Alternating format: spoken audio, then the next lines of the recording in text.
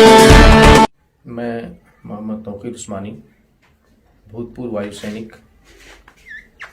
पिछले कई सालों से मैं तालीमी तहरीक चला रहा हूँ और एजुकेशन पे काम कर रहा हूँ।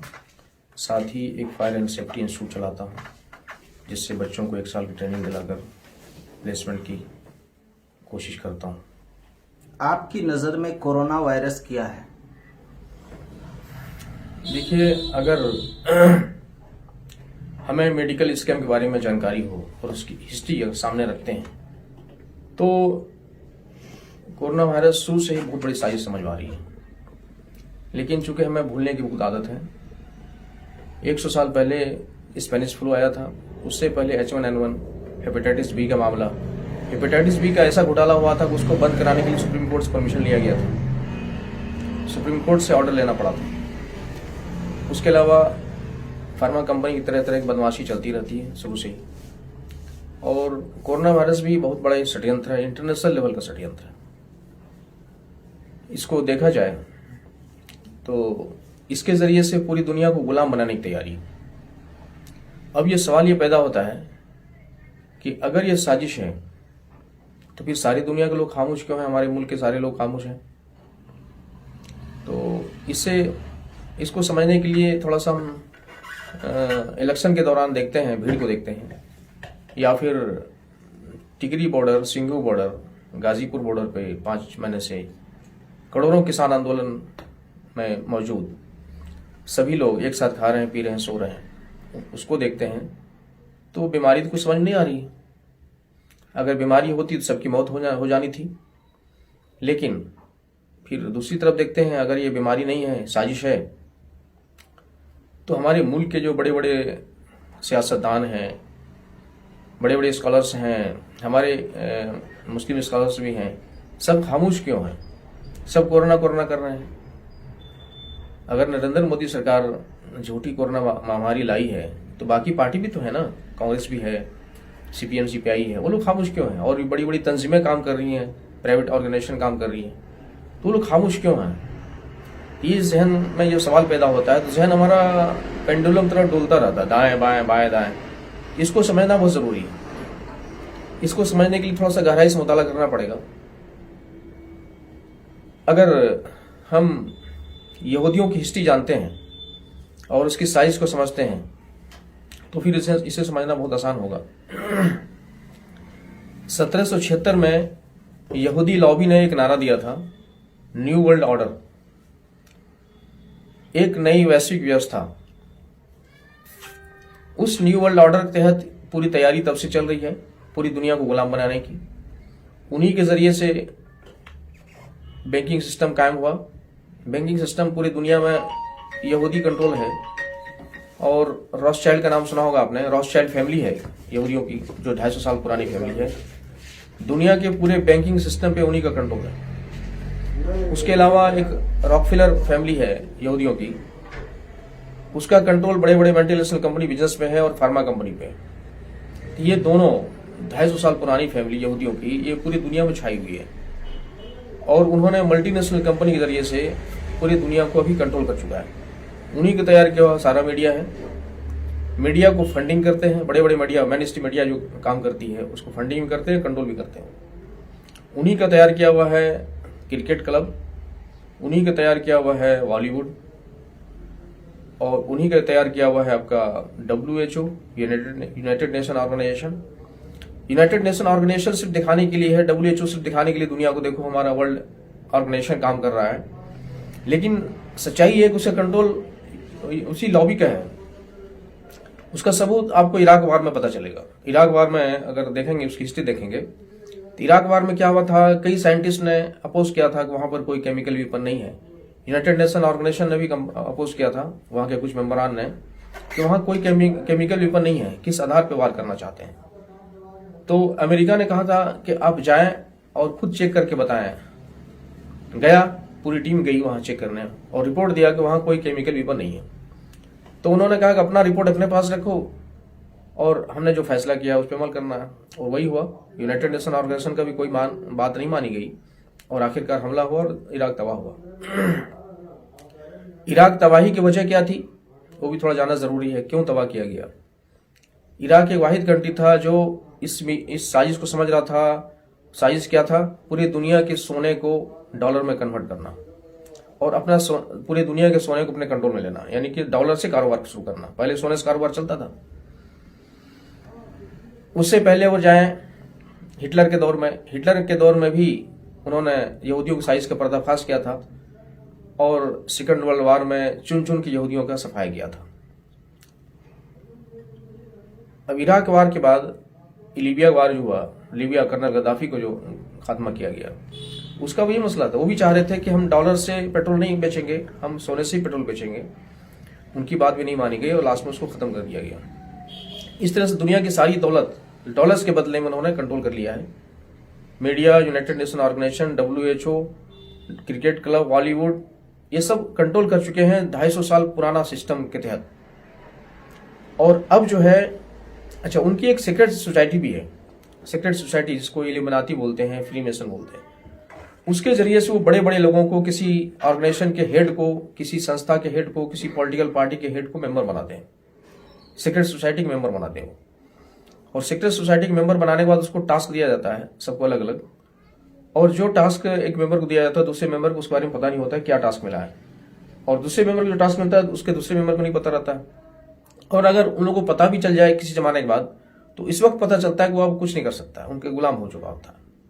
तो फ्री मेसन और इल्यूमिनाती के जरिए से मेंबर बनाते हैं और दुनिया के और देश के लोगों को कंट्रोल करते हैं इसके जरिए से पूरे तौर पर। सऊदी अरब की जहां तक बात है, अच्छा, इस साजिश को कामयाब बनाने में 2 कंट्री का बहुत बड़ा रोल है, एक सऊदी अरब का और इंडिया का। सऊदी अरब की जहां तक बात है, वहां से पूरी दुनिया को मैसेज दिया गया, हज और उम्रा बंद करके। देखो, मुसलमानों की बहुत बड़ी इबादत गाहें, मरकज, हरमैन शरीफैन बंद है, लॉकडाउन है, इसलिए कि वाकई बीमारी है, महामारी है, वरना लाखों की तादाद में जमा होने वाले हज और उम्रा में उस पर पाबंदी नहीं लगती।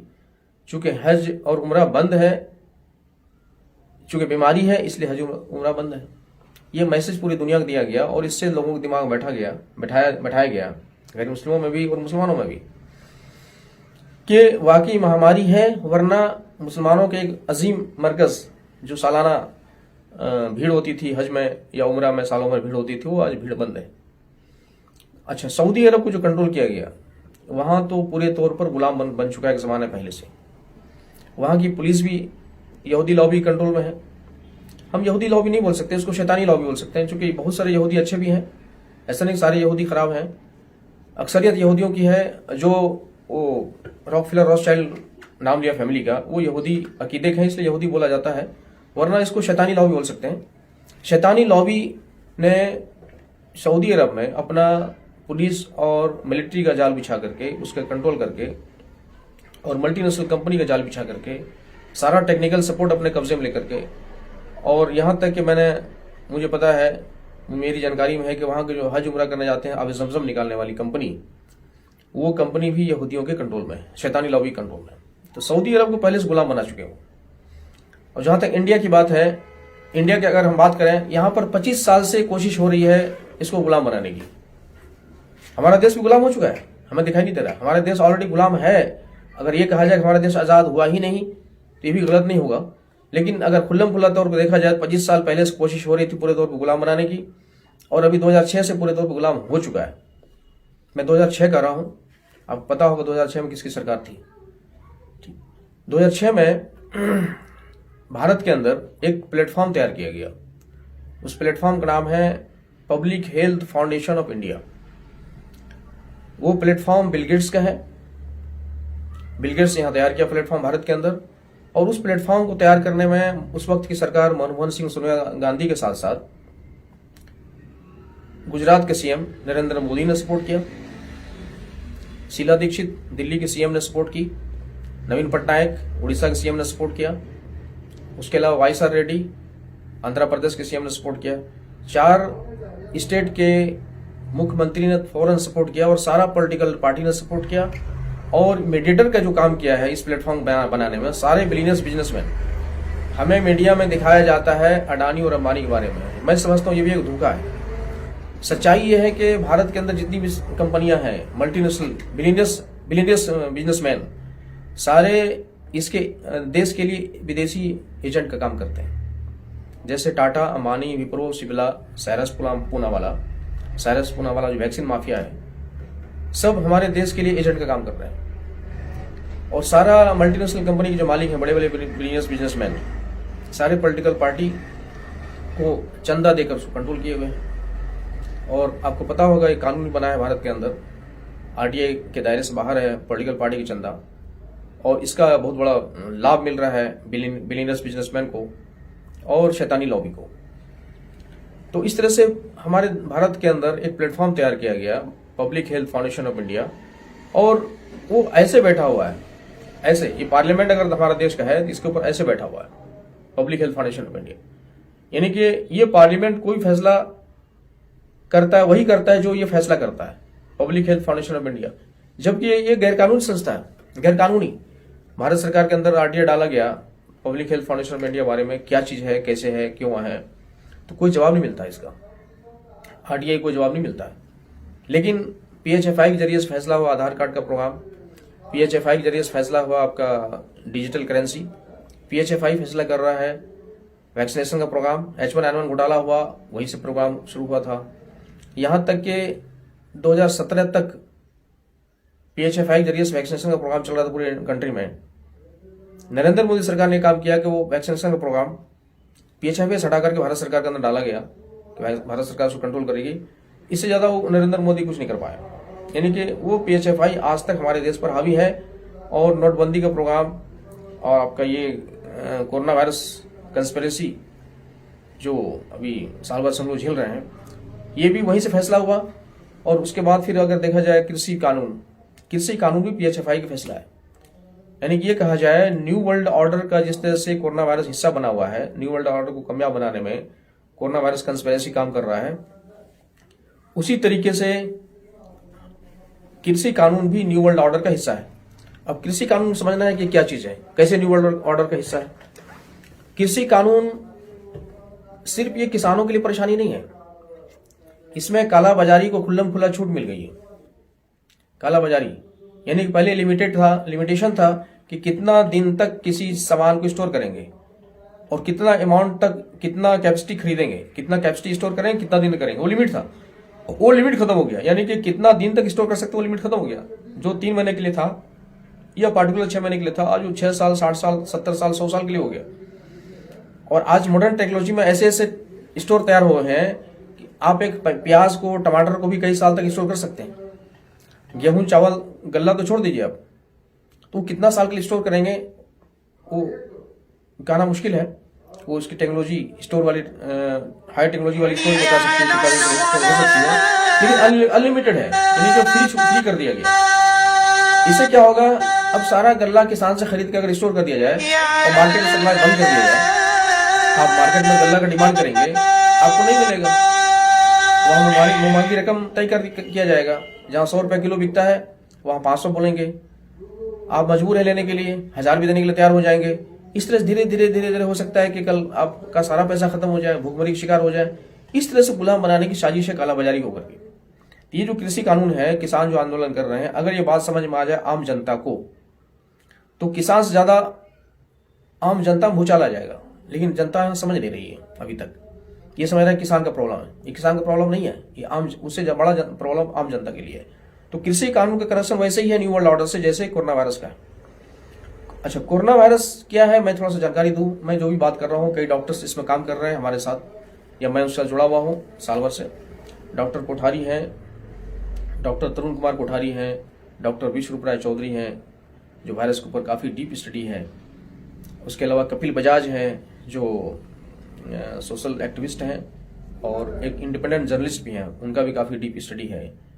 उसके अलावा और बहुत सारे हैं, डॉक्टर विलास जगदले जी हैं, सबसे मैं जुड़ा हुआ हूं, और सबका मतलब रिसर्च का मौजू एक ही है, और सब इसी नतीजे पहुंचे हैं जो मैं कह रहा हूं कि न्यू वर्ल्ड ऑर्डर का हिस्सा है, दुनिया को गुलाम बनाने की तैयारी है, देश को गुलाम बनाने की तैयारी है।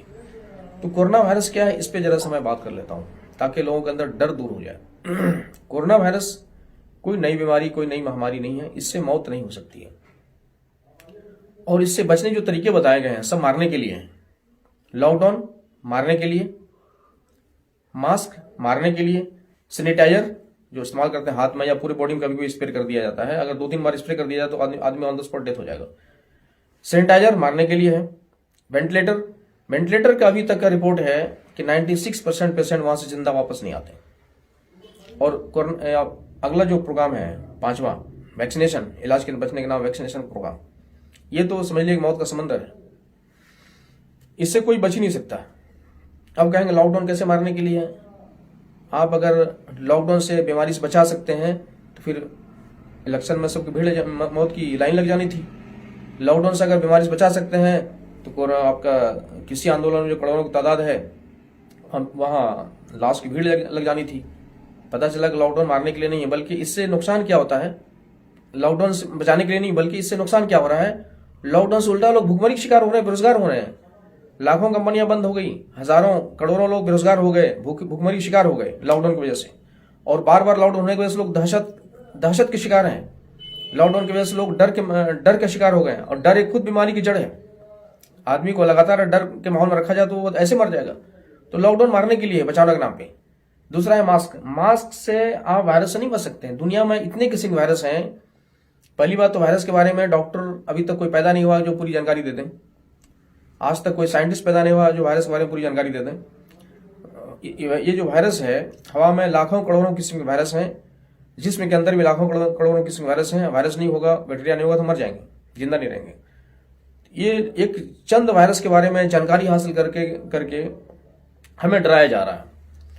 तो कोरोना वायरस, जबकि कोरोना वायरस अभी कई एक्सपर्ट का कहना है कोरोना वायरस आज तक आइसोलेट नहीं हुआ, और इसके नाम पर डर फैलाया जा रहा है, कोरोना वायरस। तो ये जो मास्क है, कोई मास्क आपका वायरस से नहीं बचा सकता। वायरस इतना बारीक होता है, नैनो पार्टिकल्स या उससे कहीं ज्यादा। वो आपके मुंह से, आंख से, नाक से, बाल से, स्किन से भी घुसता है। छिद्र जो होता है ना स्किन के अंदर, जो पसीना निकलता है, इससे वायरस घुसता है। तो आप मास्क से वायरस से नहीं बच सकते हैं।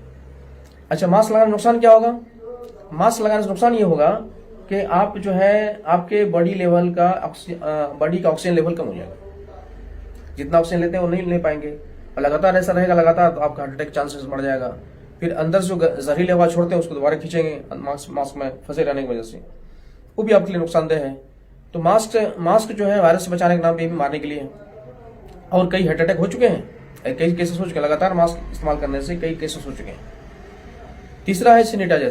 सैनिटाइजर का नुकसान क्या है?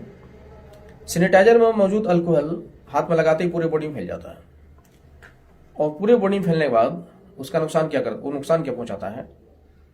अल्लाह ताला ने, ईश्वर ने हर एक इंसान के अंदर जहरीला वायरस और बैक्टीरिया से बचने के लिए, लड़ने के लिए जिस्म के अंदर एक पुलिस और फौज बैठा रखा है।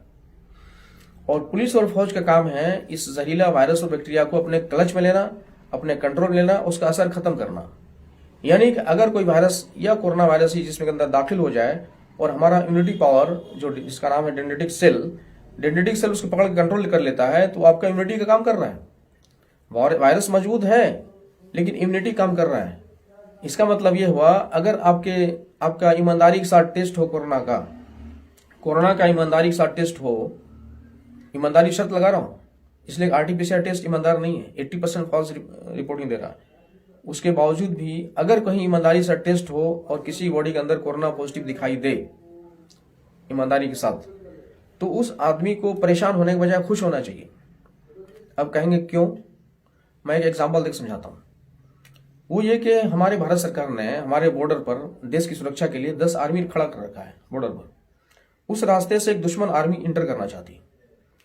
जैसे दुश्मन आर्मी इंटर करना चाहती है तो हमारा 10 आर्मी जो खड़ा है वहां पर बॉर्डर पर, उसको पकड़ के गुलाम बना लेता है, कंट्रोल कर लिया, अपने कब्जे में ले लिया। अब वो कब्जे में लेने के बाद उस दुश्मन आर्मी से अपना काम करवा रहा है।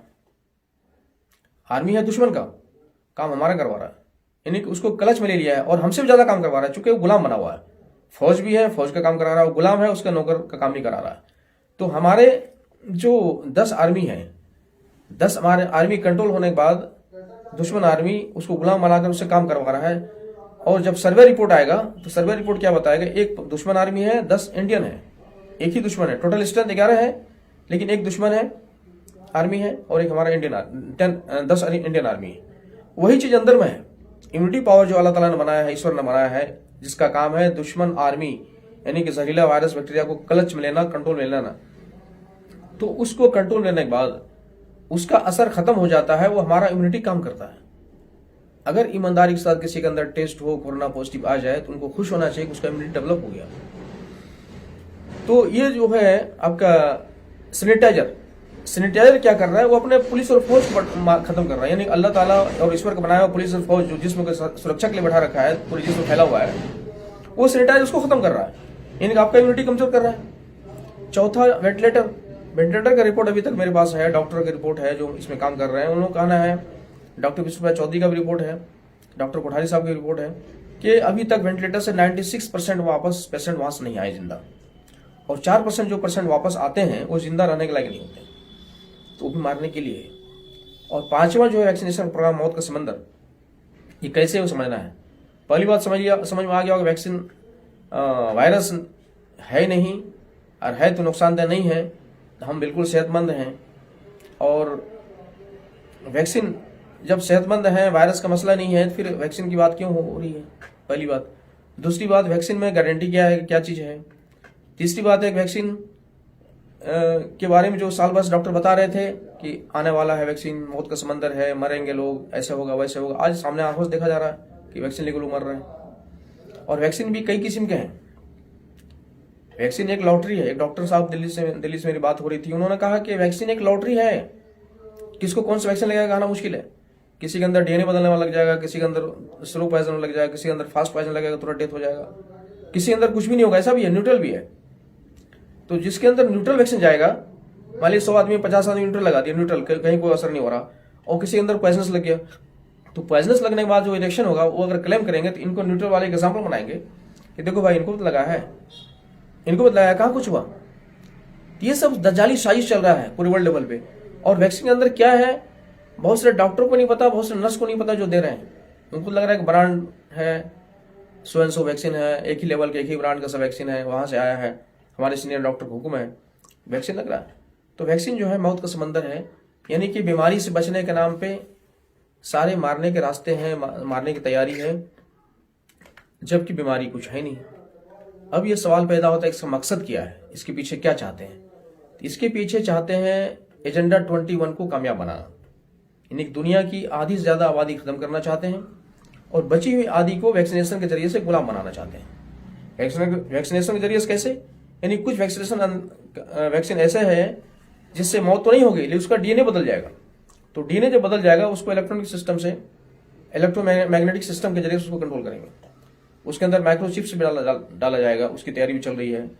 तो इस तरह से पूरी दुनिया को आधी आबादी खत्म करके और आधी आबादी को गुलाम बनाने की तैयारी चल रही है पूरे वर्ल्ड लेवल पे। अब ये सवाल ये पैदा होता है, अगर ये बीमारी नहीं है तो लोग मर क्यों रहे हैं। मीडिया में रोज देख रहे हैं कि कोरोना वायरस मर रहे हैं, पिछले भी दिखाया, पीछे भी दिखाया, पिछले साल भी दिखाया गया, अभी भी देख रहा है, अभी और बढ़ रहा है, और बड़े बड़े शहर में तो और बढ़ रहा है, कराची है, दिल्ली है, लखनऊ में देखा ग्लास लगी हुई में। तो मैं कहना चाहता हूँ, एक तो न्यूज गलत है मैन स्ट्रीम मीडिया का, और सच्चाई यह है कि कुछ लोग कोरोना के नाम से मर भी रहे हैं, लेकिन वो सच्चाई नहीं है जो सच्चाई दिखाया जा रहा है। कोरोना के नाम से मौत हो रही है, मर किसी और बीमारी से रह रहे हैं, दिखा रहे हैं कोरोना से। इसको समझने के लिए अगर भारत सरकार का कानून समझेंगे, मई 2020 में पिछले साल एक कानून बना है, आईसीएमआर का कानून, जो भारत की सबसे ऊंची संस्था है मेडिकल की, Indian council of medical research. वो कानून कहता है कि अगर कोई बीमार पड़ता है और डॉक्टर के कंसल्ट में आता है, तो डॉक्टर को सबसे पहले उसका कोरोना टेस्ट होना है, उसका कोरोना टेस्ट करना है डॉक्टर। और अगर एक बार में पॉजिटिव नहीं आया, 2 बार करना है, 2 बार नहीं आया 3 बार करना है, 4 बार करना है।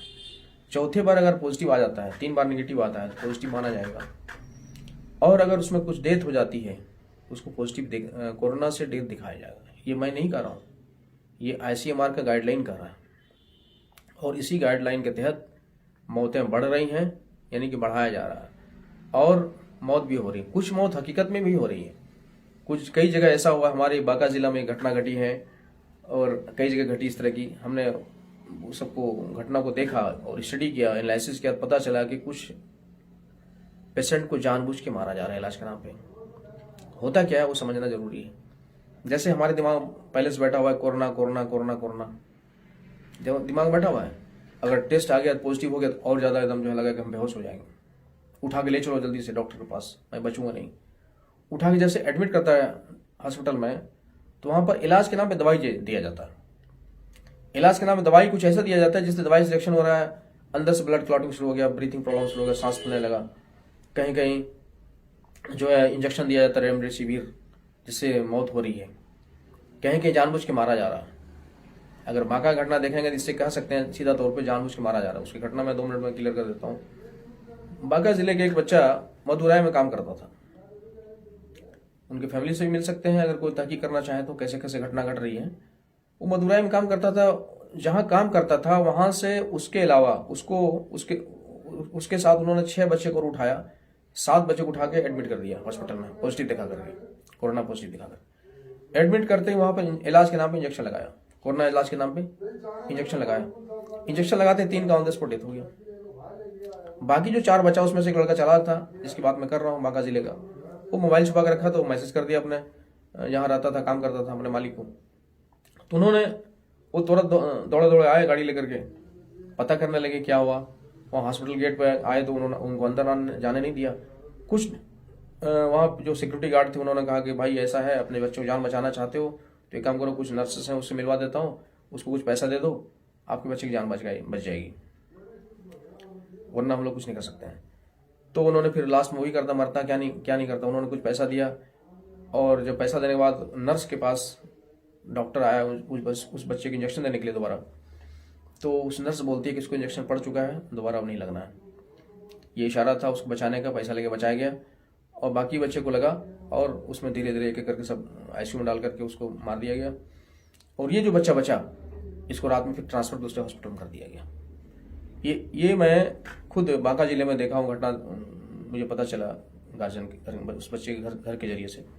तो इससे पता चलता है बहुत जगह जानबूझ के इलाज के नाम पे मारा भी जा रहा है कोरोना के नाम पे। और कोरोना के नाम पे चूंकि मारना बहुत आसान है ऐसे लोगों को जो पहले से दिमाग बैठा हुआ है कोरोना बहुत बड़ी बीमारी है, चूंकि पहले से डरा हुआ है और कोरोना पॉजिटिव आने वाले उठा के क्वारंटीन किया, क्वारंटीन में इलाज हो रहा है, इलाज उसको तो लग रहा है इलाज हो रहा है लेकिन पता चला इंजेक्शन डाला जा रहा है पैसन। अब ये सवाल ये पैदा हो तो डॉक्टर ऐसा क्यों कर रहे हैं? तो डॉक्टर भी कुछ कई तरह के हैं। कुछ डॉक्टर ऐसा है जो मजबूर है आईसीएमआर के गाइडलाइन मानने के लिए, भारत सरकार का जो मेडिकल संस्था है या भारत सरकार का स्वास्थ्य मंत्रालय है उसका गाइडलाइन मानने के लिए मजबूर है वो। अगर उसके गाइडलाइन नहीं मानेगा तो उसके लाइसेंस कैंसिल हो जाएगी, उसका क्लिनिक बंद हो जाएगा, उसके बड़ा बड़ा हॉस्पिटल खोल के बैठा है प्राइवेट वो बंद हो जाएगा। दूसरा डॉक्टर वो है जो मौके का फायदा उठा रहा है। आपने देखा होगा मीडिया में सैकड़ों किडनी कारोबार करने वाला डॉक्टर पकड़ाए भी।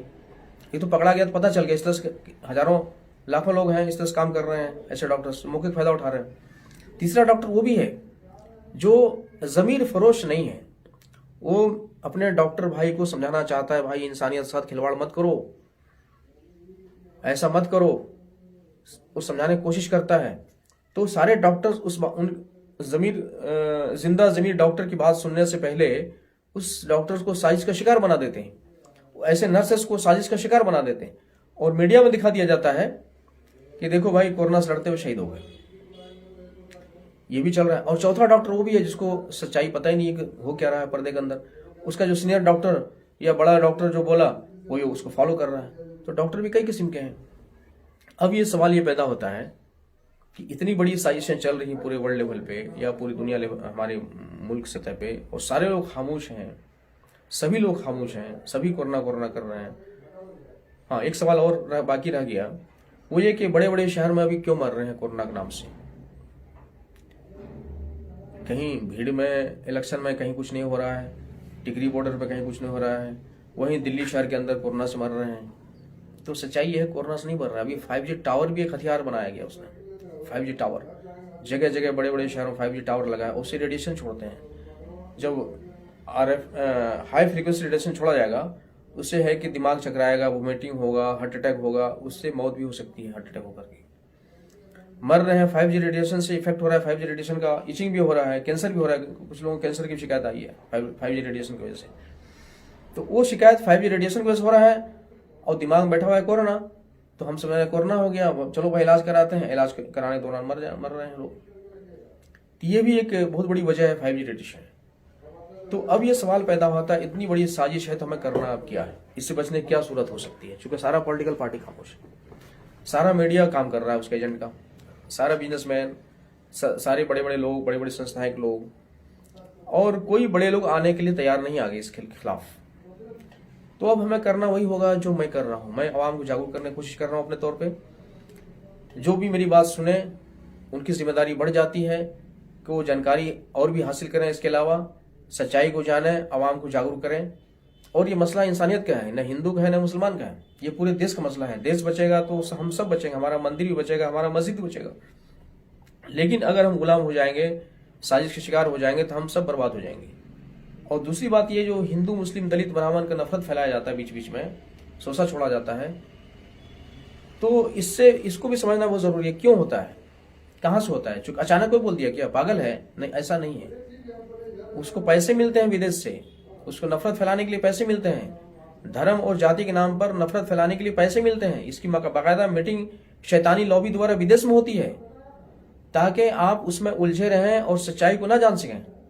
ये भी हमें समझना जरूरी है, और हमारे गैर मुस्लिम भाई को भी समझना जरूरी है कि धर्म और जाति के नाम पर हम कभी नहीं उलझेंगे, और हम अपने देश और समाज को बचाने की खातिर जो अभी मामला चल रहा है, इस सच्चाई को उजागर करने के लिए हम सब मिलकर के एक हो जाएं। 140 करोड़ की आबादी है, 140 करोड़ की आबादी में अगर 50% लोग भी अगर जाग गए तो दुश्मन की खैर नहीं है। और हम समझते हैं कि इंशाअल्लाह हमारा देश दोबारा फिर सोने की चिड़िया हो सकती है। सत्ता परिवर्तन की बात ना करके व्यवस्था परिवर्तन की बात करनी होगी। सत्ता परिवर्तन करने से कोई फायदा नहीं है, किसी भी पार्टी का सरकार बने कोई फर्क नहीं पड़ता। सारे विदेशी लॉबी के कंट्रोल में चल रहे हैं, सारे शैतानी लॉबी के कंट्रोल में है। इसलिए अगर हम ये चाहते हैं कि इनकी सरकार बदल के उनकी सरकार ले आएंगे तो कोई फर्क नहीं पड़ता है। हर जगह भी मामला चल रहा है, जहां बीजेपी की सरकार वहां भी मामला चल रहा है, जहां कांग्रेस का सरकार है वहां भी मामला चल रहा है, जहां दीगर सेकुलर पार्टी की सरकार है वहां वही मामला चल रहा है। कहीं कहीं तो सेकुलर पार्टी की सरकार में ज्यादा सख्ती से मामला चल रहा है, ये कोरोना लॉकडाउन का। तो हम इसकी बात ना करें सत्ता परिवर्तन की, इससे कोई फायदा नहीं है। हमें एक आंदोलन चाहिए, बड़ा आंदोलन पूरे देश में व्यवस्था परिवर्तन के लिए, तभी हमारा देश बचेगा, और देश बचेगा तो हम सब बचेंगे, और हम सब आसानी के साथ सांस ले सकेंगे। जय हिंद, जय भारत, वस्सलाम।